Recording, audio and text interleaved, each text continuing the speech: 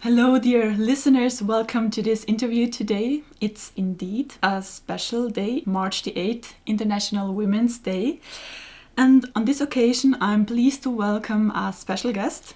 With me today is Enriqueta Vallejo-Yagüe. Hello, Enriqueta. Hello.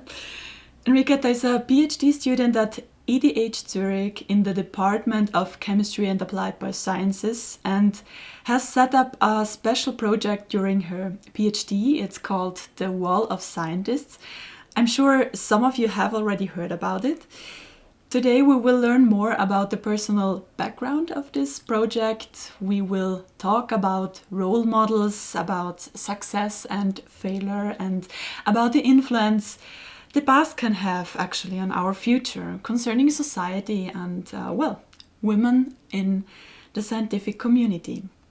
Enriqueta, would you please briefly introduce yourself? Yes, of course. So I'm Enriqueta. I'm from Spain. And just to say a bit about personal myself, I love the outdoors. I love meeting people and climbing mountains. And I'm a researcher. I'm a pharmacist by training. I did work in drug development for about 6 years when I decided to change path, become an epidemiologist, and then move here to ETH to do a PhD. And I would describe myself as a feminist as well, because I think since I can remember, I always have been aware of differences that I encounter in the world between men and women, and I always have been trying to do my best to play a role towards equality there. And you told me that Women's Day is always special to you. Yes, it is. It's kind of difficult to explain why, but it is definitely special. It's a day when you feel connections with people that you may not feel connections in other moments, but you talk through, you share experiences, and you find alliance. So it's really nice, really a good day for me, yes. Well, why do you think we still need this special day? I mean, we are doing this interview today on this special occasion. Why do you think it is still important to talk about it and to use this opportunity or this special day? Yeah. Well, I dream of the day when we don't need this day, to be honest. But yes, I do think we still need it. And we still need it because sadly, whatever we want to see it or not, we do still live different realities depending on our sex or our gender.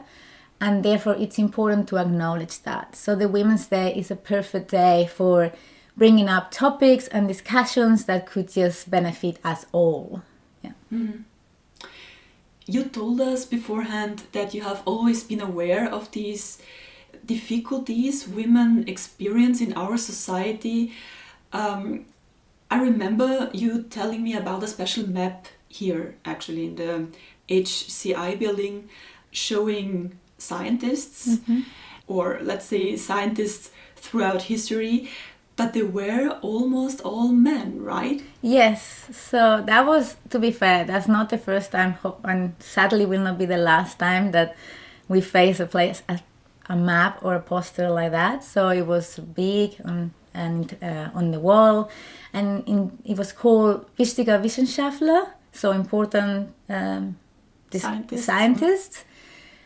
And I remember seeing it my first days, and it was mainly all men, mainly all Caucasian male, actually. There were 2 women. There was Marie Curie and Lise Meitner. I mean, Marie Curie is always there. She's like the exception. I was happy to see Lise Meitner. But yeah, eventually you're looking at it and you're thinking, I mean, what is this a part of this encouraging?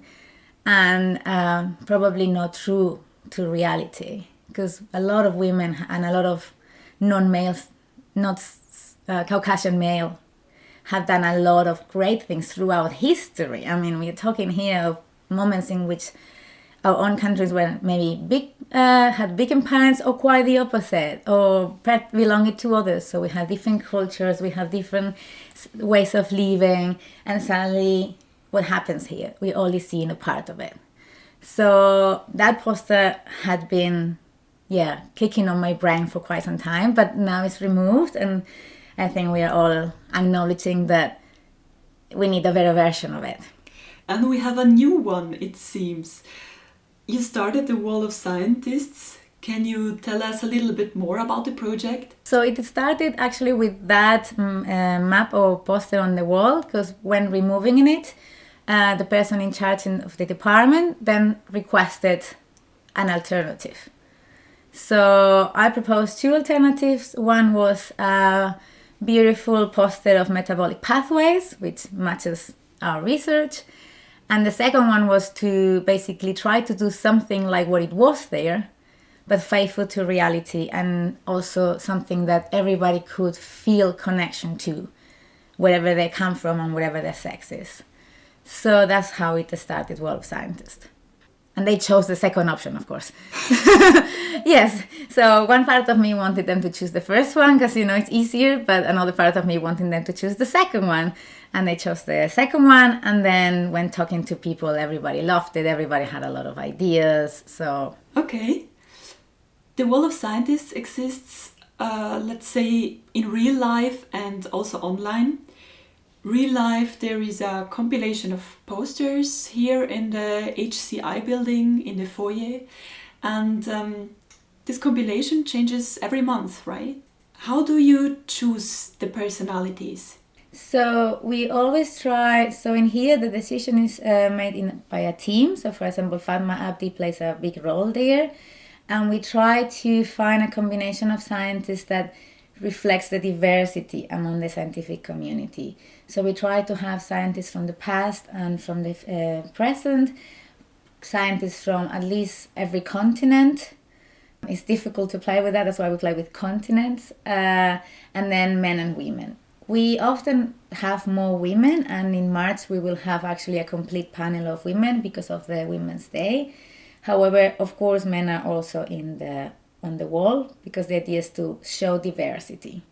Diversity, and as far as I understood, it is also about scientists who did not get the attention they deserved for their research contribution, due to social cultural prejudices, let's say. Yeah.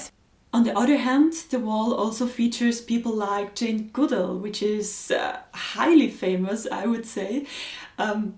It's a cool mix. And, well, I counted the personalities because the thing is, there is also a Wall of Scientists website. And on the website, there is a compilation which is much bigger. I counted 72 personalities. It's astonishing. Wow, so cool. What is the idea of the homepage? So the idea of the homepage is to basically reach more people. Actually, the homepage and the physical wall have two different targets, or target population, let's say. So the wall is there, and everybody who passes by will see it, wherever they have interest or not on these. That's also why it's called Wall of Scientists, to catch everybody's attention, those who have interest in the topic of women in sciences or minorities represented in sciences, but also those who just have overall interest in scientists will see it and will get the message that we are all different, our names are read differently, and we all have done, not me, but they all have done great things. Their website, however, you have to have an initial interest to actually go on it. But it can reach a way bigger audience, and then it can serve as an initial platform to create this collection and later on open the scope and maybe use it in schools or stuff like that. So for the time being, we are just creating this compilation of scientists for which we ask people's help so people can submit their suggestions for names. And those are the names that appear on the wall and on the website. How is it going? Is it working as you expected? Yeah. Yes, actually, it's probably generating more interest even than I could foresee. People submit names. I can see it goes in waves. So you can really see how, if people talk about it, then names come to their brains and then they submit it in the website. And other months would be more quiet. So it comes and goes in waves, which makes sense. But I think in general, a lot of people are acknowledging it and also saying, actually makes sense. I also hear comments of people who are surprised. Because even when we were developing this, I remember one told me, oh, the idea is really nice to bring up to light women from the past who have done science and people from other regions. But you would not find anyone. And then I was like, oh, no, we will find lots. And indeed, we are finding lots. Yeah. And as you said, we have scientists that received recognition, scientists who did not. And then we also have scientists who did not receive recognition during their lifetime, but they did afterwards. And you are also in touch with other worldwide initiatives? So that's the plan. We are not yet linking so far there, but that's the idea, because there are a lot of initiatives similar, slightly different but similar. For example, there is No More Matildas, which was actually an initiative I was aware of before Wall of Scientists. And No More Matildas, I really recommend it to everyone. They have a beautiful video in English and in Spanish, so go and see it. And they bring Matildas, so women that were subject of the Matilda effect, which is the bias towards constantly judging and misbelieving research performed by women. And it's basically the bias that explain why these women in science were forgotten or not properly appreciated. So they focus on women from the past. Then there are other initiatives, for example, from Latin America. It's called Científicas de Acá, like female scientists from here. So there are quite a lot of initiatives. I must say there are more initiatives for women than there are for from other minorities or I'm gonna say underrepresented groups here in Europe, at least. So in that sense, we also bring something new. We are not only bringing up women, but bringing up men and women, and who maybe because of their religion, cultural background, were also facing a lot of burdens. And you also meet a lot of interesting people. I remember a social media post you met Jocelyn Bell. Yes. Yeah. Wow. That was so great. It's an honor. So great. Yeah, so that was organized by the CSEM in Bern, and she gave a very inspiring talk about her research. She talked about how she discovered pulsars, which is a type of star, and during her PhD, so her task was to research all the types of a star. And then when manually reviewing charts of radio transmission, she figured out that there was this signal that was there and there was not. And eventually it was this star that emits signal, yes, no, yes, no. And that's why it's called pulsar. She talked about it, and the way she talked about it was so inspiring. And she's on our wall, and we talked to her, and she was grateful to be there, and she even gave us names. Yeah, that was a beautiful day. Definitely, in many ways. Yeah. And she mentioned actually encountering a lot of burdens as well, but maybe at the time not even being aware of them. So she mentions, for example, the imposter syndrome, being the only woman in the department doing research. But she said that at the time she didn't even know that was a thing. She didn't mention it, but I would like to mention that her supervisors got the Nobel Prize, and I always think she should have. She seems to be very fine with it anyway. I mean, she's a very modest person, and she's like, I'm really happy with my research, and I'm really happy that, I can inspire people now. And I said, well, I give you the Nobel Prize for that. So, yeah. Wow, that's cool. I was lucky enough to meet a Nobel Prize laureate myself, I have to say. I mean, the Nobel Prize is kind of the top of a research career, but there are many, many people, more women as well as men, who are doing top level research every day. But I was able to meet Frances Arnold at an online talk. Online because of Corona, of course.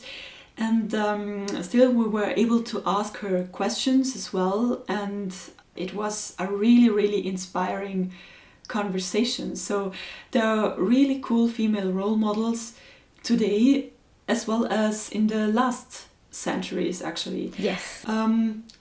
Speaking of which, let's have a closer look at the website of the Wall of Scientists. Yes. The motto on your website, or the motto of your project, is acknowledge the past to improve our future.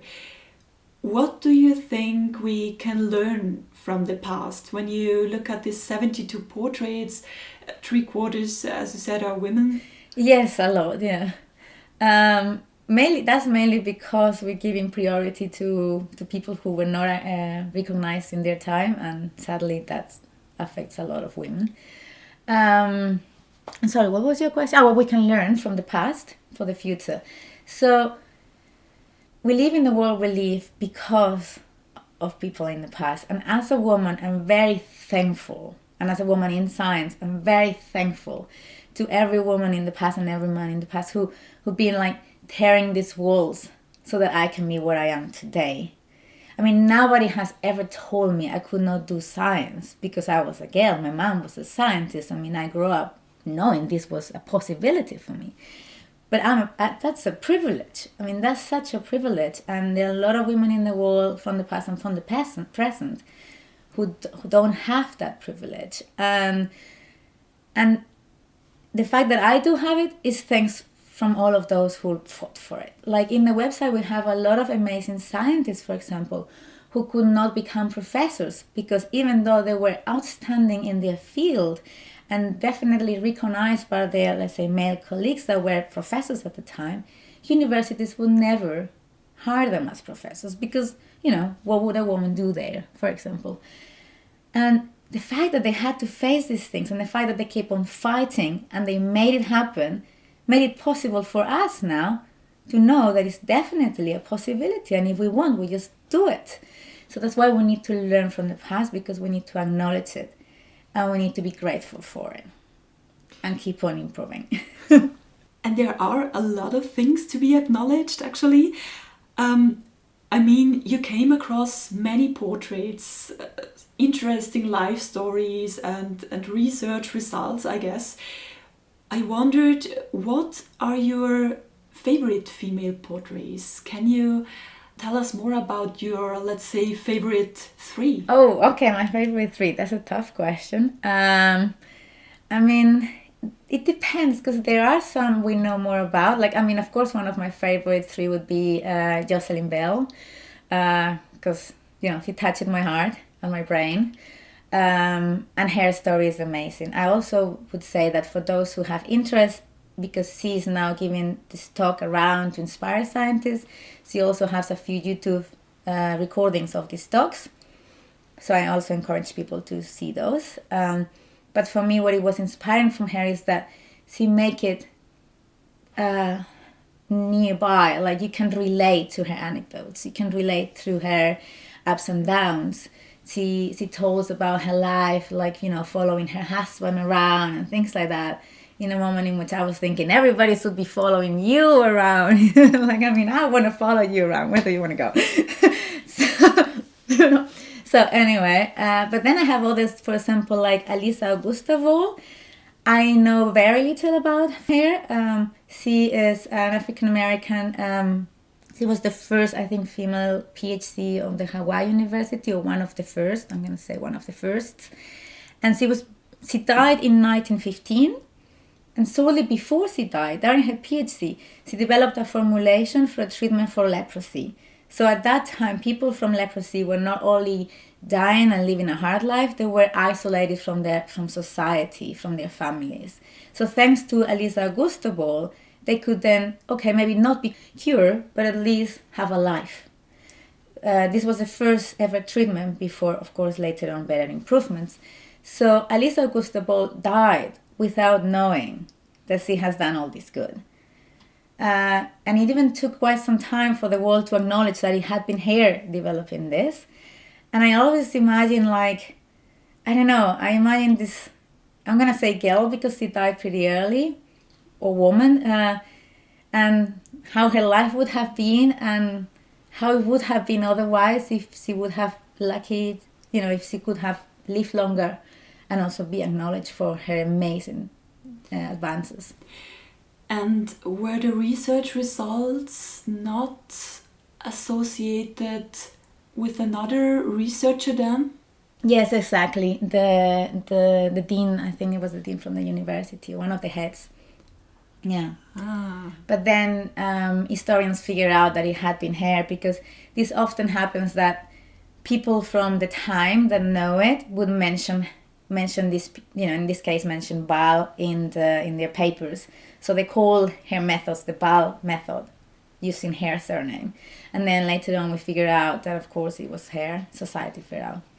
And now she's fully acknowledged, for example, by the University of Hawaii, who's proud of her achievements. But, life hard. And then, I don't know, another favorite. This is really tough. Because there's so many, yeah. Yeah, there's so many and they're so different. I think Nettie Stevens, maybe, I don't know. Marie Collinette. Which one should I choose? It's so hard. I don't think I can choose another one. I'm going to choose maybe Amy Noether. I'm not sure I pronounce her name correctly. I think it's Amy Noether. Mathematician, born in 1982, and she fought a lot to become a professor. She worked a lot, unpaid or getting paid nothing. And I think she's a continuous fighter, on top, of course, of being an amazing mathematician who set basis for a lot of concepts that we treat today. So. I had actually two portraits that I liked very much. One was about Katherine Johnson. Katherine Johnson was one of the, you say it on your homepage, one of the first human computers in NASA. She calculated trajectories and launching windows for the Mercury and Apollo projects or programs. For those who don't know, the Mercury program was the first human spaceflight program in the US, and the Apollo program was then actually the spaceflight program which successfully landed humans for the first time on the moon. And Johnson once said, so what she liked about her subject, maths, was that you can be either right or wrong. That's cool.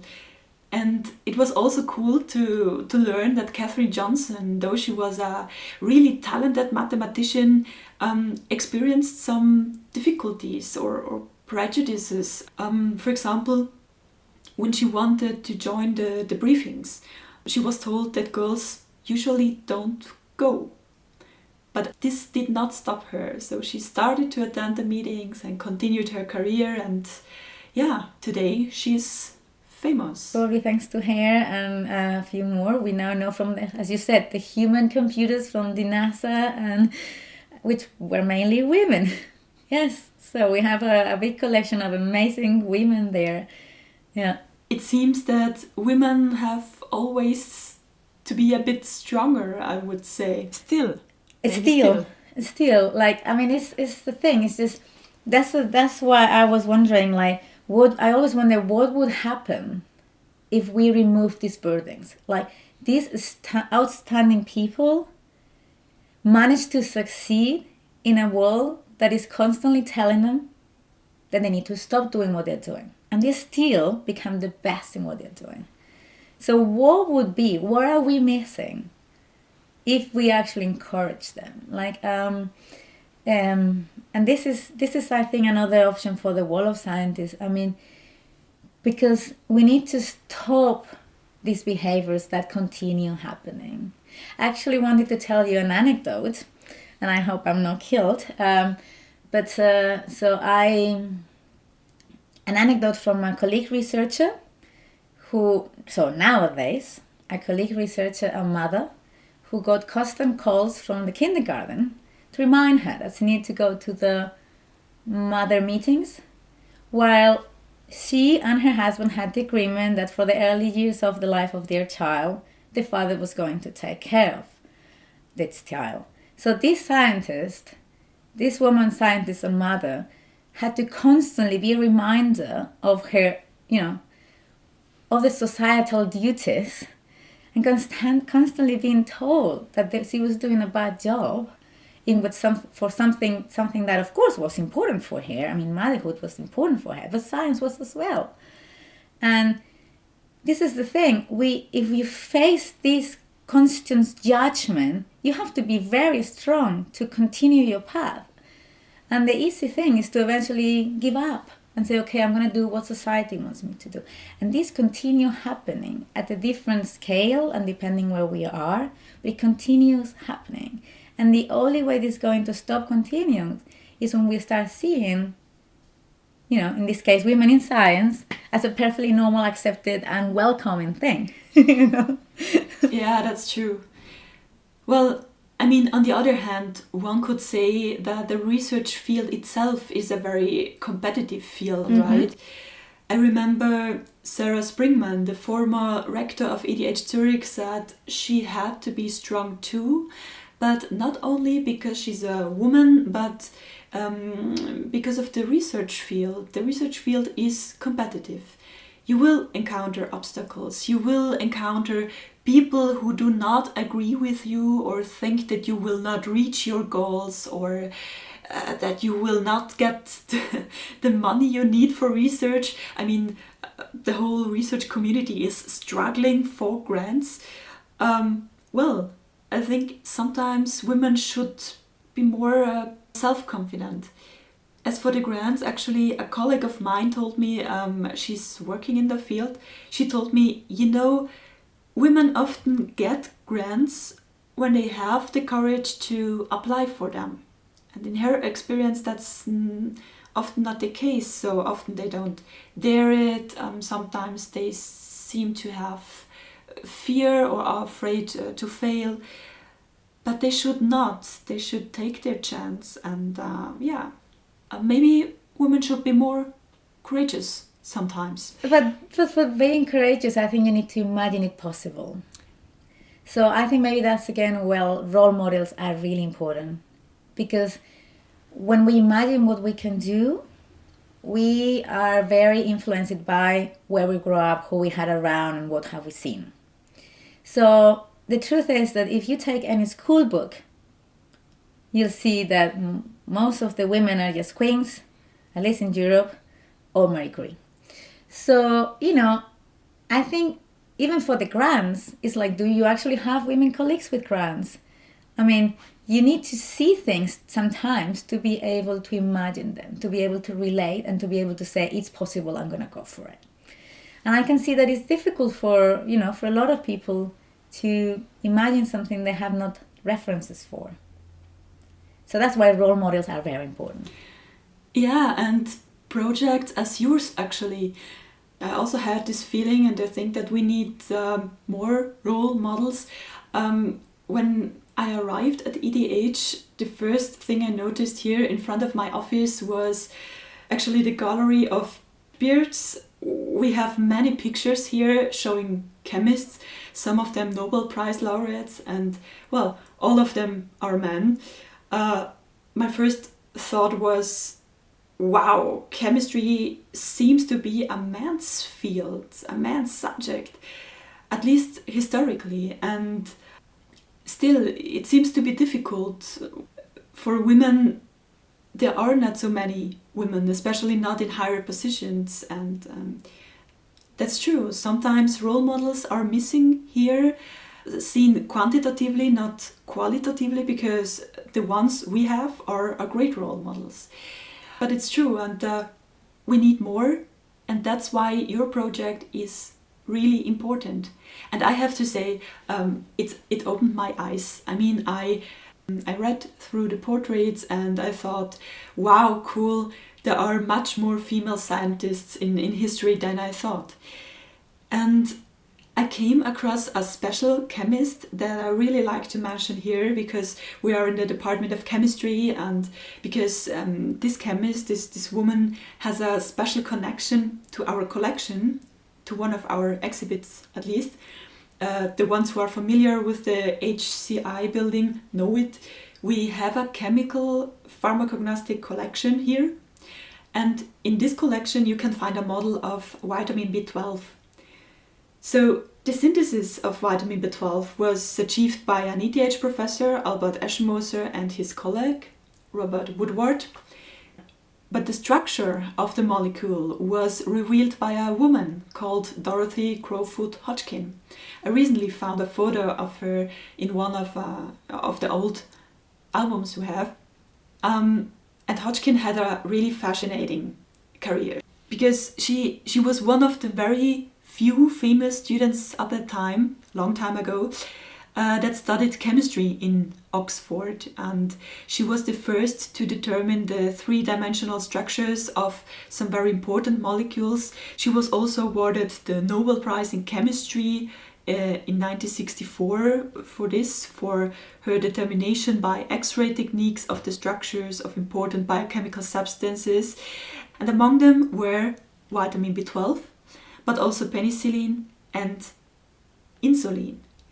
I mean, she spent 35 years of her life to reveal the structure of insulin, and wow, I was just fascinated. And I mean, imagine the world we live in without that. I mean, now a lot of people would be suffering quite a lot.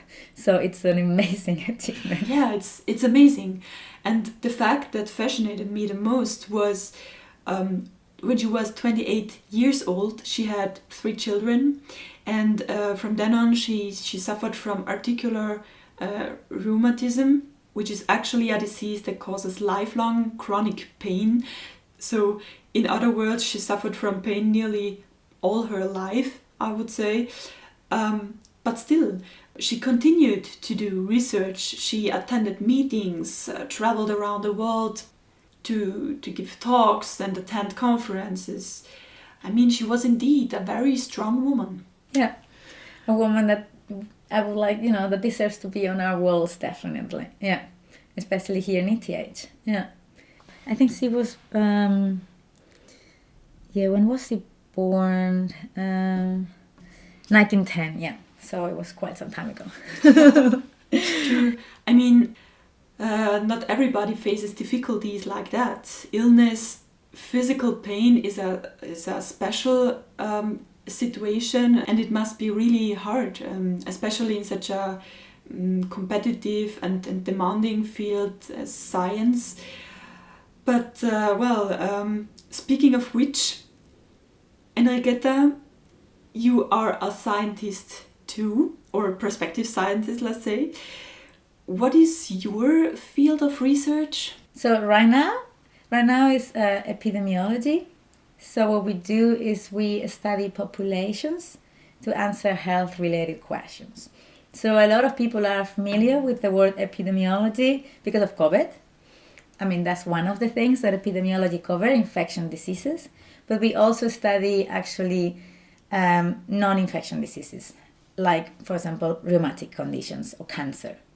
So the idea is that, to put it in easy language, it's a bit like data analysis, a lot of statistics and numbers using clinical data, so data from patients.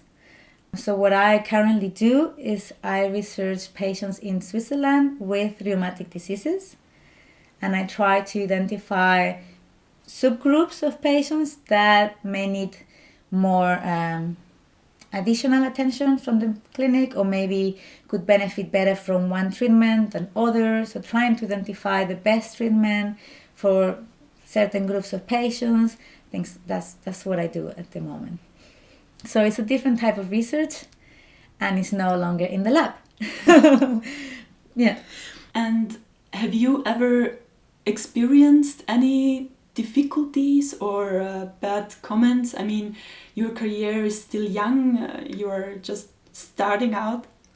Yes. I think nobody has ever told me directly you cannot do this because of being a woman. But I mean, I've lived the past 11 years away from my home country. I have a strong accent. I may dress differently than others maybe sometimes. So when I was working in drug development in Germany, I would go to a lot of congresses and meetings to show our projects and to look for partners. And it was always very discouraging to be one of the very few women in the room. Like, I've been there in many situations, especially in meetings with heads of companies. There were mostly always men. And then the worst for me was always when we were looking for capital for investors. So going to venture capital meetings to sell, not to sell, but like to try to convince people to invest in our research. That was always very tough because I was always the only woman, and normally also one of the youngest. However, I must admit that I have a different personality than maybe other people. And when I say something like that, instead of disencouragement, I often feel encouragement because I feel the need to change that. So actually, I have my red jacket or my red dresses for when I went to venture capital meetings. Because, if I'm going to be different, then I'm going to be different how I choose how. And yes, but at the same time, well, actually once I was having a meeting actually here in ETH with one student, and I was talking about that, and I was saying, look, for me, venture capital meetings were annoying because I got tired of talking to men. If I would see a woman, I would always target her. Like, I just want to know what you do and why you're here and share with you my life as well. So, and this student told me, well, but that's expected. And I was like, what do you mean that's expected? And he was like, well, because, the woman normally does more things at home, and then it's expected that there's going to be more men in like real economics. And I was like, this is just not happening. So I encountered this kind of situations is that I think in those situations I normally just feel pity for the person who actually feels that this is how it should be, because this is not how it should be. We are losing a lot but not having a diverse environment in venture capital, in research, and in every decision make. Yeah. And how did you react? Because sometimes it's maybe challenging to react in this very moment, right? Yes, I don't know. I think I try normally to find ways in which they realize they start thinking in a different way. And I try to understand the point of view as well. So I understood a different background there, and I understood different gender roles. So then I try to play with them. So then, for example, if we assume that the woman is fully capable of dealing with the economics of a family, which are a lifetime commitment, which are very high risk if you mess up that. If you would put your family in her hands, why wouldn't you put other economical decisions that actually have a way less impact on your beloved ones in the hands of a woman? So in that case, I think that person kind of agreed, but we'll see. At this point, we have to say, or we have to mention, it has also to do with bias, with gender bias, unconscious bias. Sometimes people don't know where their ideas or attitudes come from.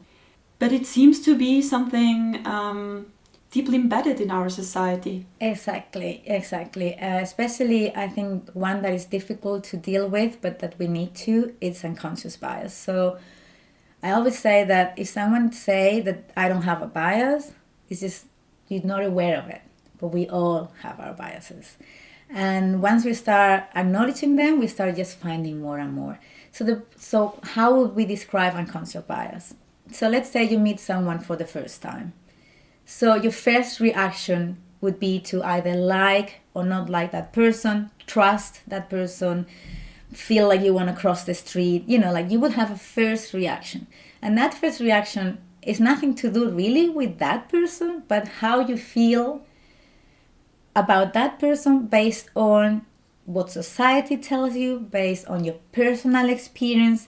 But it's an unconscious and in most cases unfair and not necessarily correct feeling and rational. So we cannot fight the fact that we have this initial feeling, an initial thought. It's like a half a second. And this is going to affect how we hear and how we perceive what the other person is going to tell us, or how do we react to this encounter. So what we need to do is to challenge ourselves and think, am I thinking this way because actually that person gave me any indication for it? Or am I categorizing this person and based on, as we said, as my own bias, my own experiences, whatever, assuming that I know something? And then this affects a lot, for example, research as well, and grants and hiring. Because, for example, there's a lot of research in hiring that says that we tend to hire people that are like us, people we can relate to. So, and also we are used to allocate certain behaviors to professionalism, to knowledge, to good performance. Such as, for example, some posture on how am I sitting, how am I talking, the pitch of my voice. And sometimes we judge someone as more professional or more suitable for the job fully based on our bias. I mean, and we need to be aware of that to go beyond that, especially, for example, when we are hiring someone, to be able to maybe hire someone that has a strong accent and give us the feeling that, oh, something is wrong, but go beyond the strong accent and does that person know about the topic? Or maybe someone that, looks different than you and comes from a different culture that you don't know about and explains things in a slightly different way that you may find confusing at the beginning, but that after may actually enrich your team, because as explains things in a different way, probably sees things in a different way and probably finds solutions in a different way, so it adds on. So we all have this bias and we need to start acknowledging it. And in the topic of today for women and men, this is very much true. Like when we hear scientific talks, a question we need to ask is, okay, which one was my favorite talk? And why was it? Was it because of the speech? Was it because what it was says? Was it because of the material that was presented? Or it's just that I really didn't like the high pitch from the last speaker? And actually, previously, as when I was working, I've been told a lot that I needed to speak with a lower voice. Yeah. And I've been doing that, and I still do it sometimes because I see the benefits of it. So if I need to win, I need to speak with a lower voice. But my voice has a high pitch. And sometimes I just want to say, you know what? I just don't care. You get to hear it, and you get to eventually allocate a high-pitched voice with research. But this is a constant day. And this is what the Wall of Scientists is doing. It's just by seeing women and seeing people from other backgrounds in there, whole sciences, just saying, this person, this amazing thing. Our brain is being retaught. And without us knowing it, our brain is assimilating this. And next time you see a woman in research, you don't think, am I trusting this person? You just trust that person. Or not, but independently of the sex or gender. What do you think about female quota? Okay, so when I was in my 20s, I was very much against it. I thought I didn't like positive discrimination in general, because even if it's positive and has a good goal, it's discrimination, and I didn't see the benefit of it. I mean, as I advanced in my career, because although I'm doing a PhD now, I've been almost 10 years in research, and I realized that, oh my God, this is a desperate measure, but this is needed. And it has a few downsides. Yes, it's discrimination. Yes, a lot of women in high positions at the moment are told that they are there because of their women, and they have to deal with this, even if it's not true. But now I see them as a good thing and something we need to do for the next generations. Yes, it's a bit awkward. Yes, it has downsides, but the idea is that 2 generations from now are going to be so used to see women in high positions that the quote is not going to be longer needed. So, let's acknowledge our past. We've been trying this. It just hasn't really worked as the speed it should have. So let's take some desperate measures because we need it.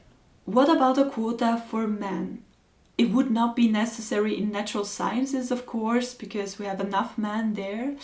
but maybe in other professions? So if that's the case, so for example, in kindergarten schools, I think this depends on the country, but in some places, kindergarten teachers are mainly women. So I would definitely at least encourage, as a minimum thing, schools to hire men for kindergarten teaching. I don't know, maybe nursing has more women as well.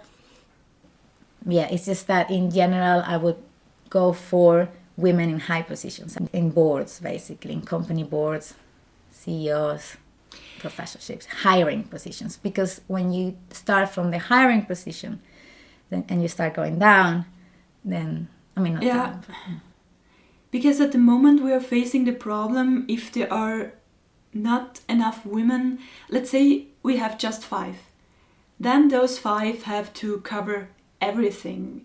They have to be in every board meeting, they have to do everything, and sometimes they have no time for research anymore, it seems. I mean, at least that is what I have heard, because I had another recording last year with 3 very successful women in science, and they told me, it's quite hard to cover everything, and maybe this would be another motivation to change things.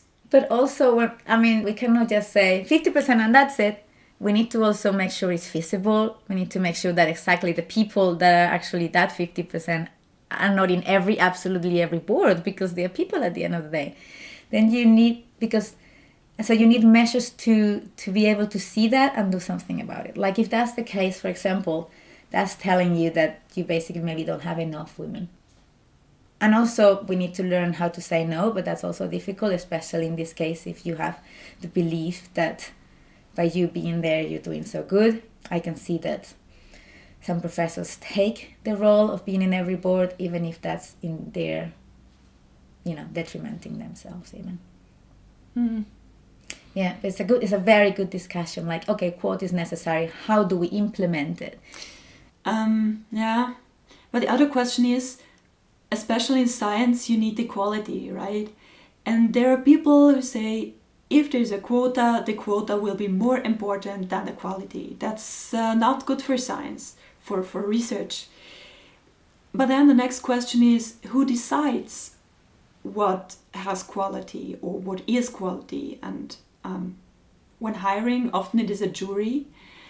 And then it would be really important that the jury consists of men and women, so that it is balanced. Exactly, the jury must be balanced too.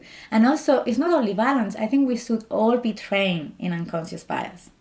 And I think that's even more important, because once you're trained in unconscious bias and you're able to recognize it, you're the first one that actually identifies the good in each person independently of how they do things. And sometimes what is implemented in circumstances without the proper training for it, or without the proper strategies for it, and then it's hurting more than it's actually benefiting. Mm. Well, the end of your PhD is approaching. What are your plans for the future and your plans for the Wall of Scientists? Okay, so good question. So the plan for the Wall of Scientists, it's to remain running, but at a low pace now until I finished, and also put more people on board. So at the moment we have more people. We have Fatma Abdi, we have Oli Walker, we have people like you that are encouraging us. And we have also more writers like Magdalena, Teresa, that are writing the stories from the scientists. So we want to involve more people so that it runs more fluently. We continue close collaboration with our supporters like AVUF, the Students Association at ETH, as well as the Parliaments Association, PSA, and the African Students Association of ETH and ETH Diversity. And then we want to link to other associations and other initiatives that are doing similar things, so that we can grow up and then we can help them get visibility and they can help us get visibility. Then the goal would be to mainly start reaching, especially for example, other people working in the topic, schools, maybe make the physical wall more presence in different places, permanent expositions, like things like that. So, I mean, it is common that now many educational institutions are realizing that they need to start including women on their walls. And this would help, showing a good variety of them that they can choose from. And could be a startup then. It could be a startup. It could. I mean, it could. Yeah, it could be a startup. It could be this cute, like the center of talks and stuff like that. So there are a lot of ideas for it. Yeah, it should sleep a little bit until I finish my PhD. But that was always the plan. So the initial plan is to first grow the collection of scientists with everybody's help, and then move towards, okay, now that we have this, let's move forward. Yeah, maybe it helps to close the gap. There is still a gap in natural sciences called the leaky pipeline, as you certainly know. The leaky pipeline describes a decrease in the proportion of women with increasing career stage, and this also applies to chemistry and biology. And so in Switzerland, 41% of researchers in a higher education sector are women, but they are underrepresented in natural sciences and in other technology subjects.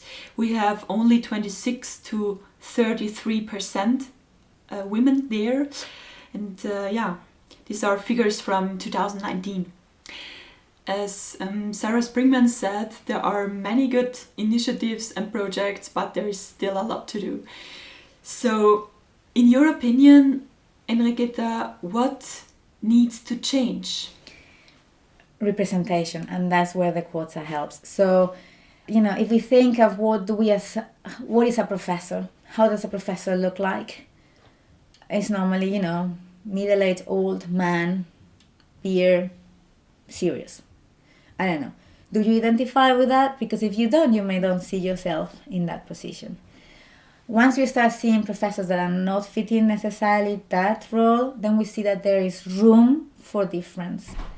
Actually, something that is really encouraging to even consider becoming a professor is to talk to other professors right now.